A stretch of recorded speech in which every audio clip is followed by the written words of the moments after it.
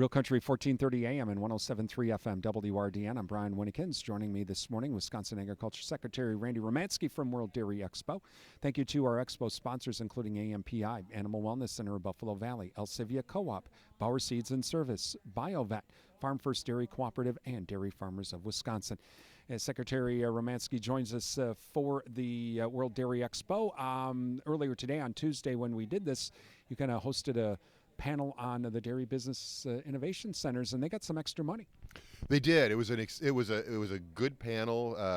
The 4 regional dairy business innovation initiatives, one of which is housed in Wisconsin, is a regional initiative. Has been fortunate to receive funding over the recent years. Really appreciate Senator Baldwin's leadership on that. That's gotten the ball rolling. And today, Undersecretary Jenny Lester-Moffitt from USDA was here to announce that there's $23 million more coming to all of those dairy business innovation initiatives. It's a good investment. Meanwhile, I had a chance to talk with your counterpart, Minnesota Ag Commissioner Tom Peterson, and I've chatted with him a little bit recently. The situation with Hastings Co-op Creamery, where it shut down. Of course, now the creamery burnt down, but there were most of those producers were from Wisconsin. So how is Wisconsin helping those Wisconsin producers? Well, the Farm Center is always available as a resource to farmers, and we do encourage people to contact them if there are questions about impacts to their operations.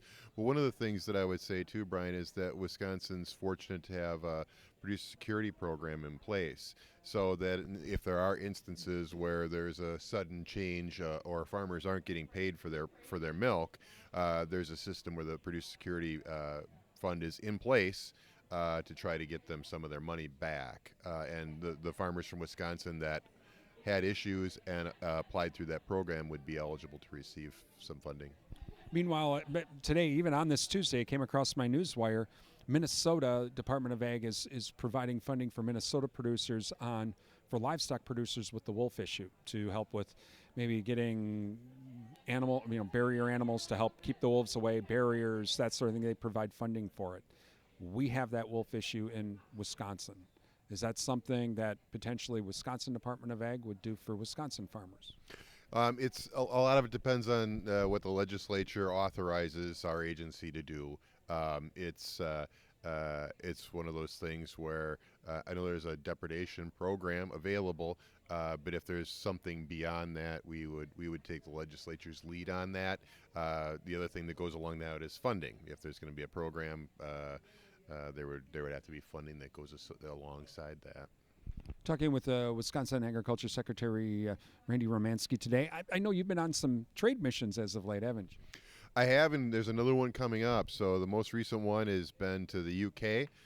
That's been a market interest of Wisconsin's for a while. In fact, even pre-pandemic, DACAP and DACAP International team had identified the UK as a good option for Wisconsin products, Wisconsin dairy, genetics, and we did take a good group of Wisconsin businesses along with us. We got really good feedback from them about the interactions they had while they were there, and we are very happy to hear that, obviously.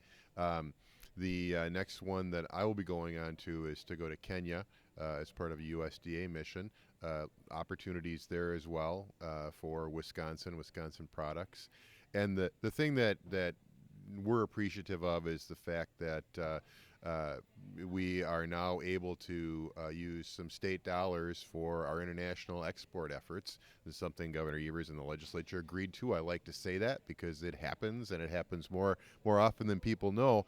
But that's money that has come to our agency, our international team. Oftentimes it goes right back out to businesses to help them find the market, find the right product for the right market, and identify ways to market that product someplace around the world. So the way we look at it is we're fortunate to get the dollars. We're appreciative of getting the dollars as an agency, but a lot of it just gets turned right back to businesses to let them kind of choose their own adventure, so to speak.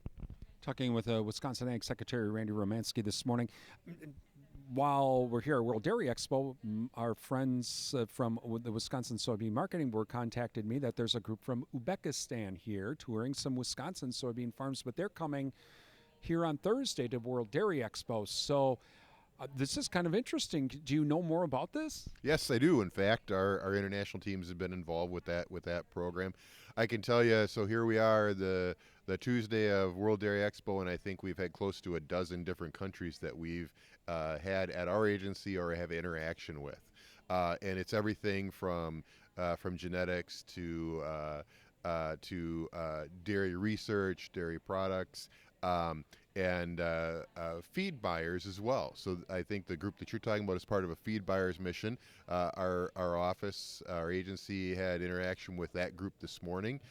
We want to connect the dots between them and their interests and people here, because the great thing about World Dairy Expo is obviously we know about the great dairy, the fluid milk, the dairy products, the quality herdsmanship, land and water being rich with healthy soil, clean water. But the other thing we want to do is tell people and connect with other people from countries and talk about the whole economic opportunity, the whole trade opportunity with Wisconsin, and some of that involves the high quality feed that is produced right here in Wisconsin, and the equipment that you can use, and it's just a great way to get everything under one roof. That's why Wisconsin's so fortunate to host World Dairy Expo. Finally, Secretary Romanski, I know on the Tuesday when we recorded this, Governor Evers was here to kind of take a tour of the grounds, and World Dairy Expo has signed this new 5-year agreement with the Alliant Energy Center.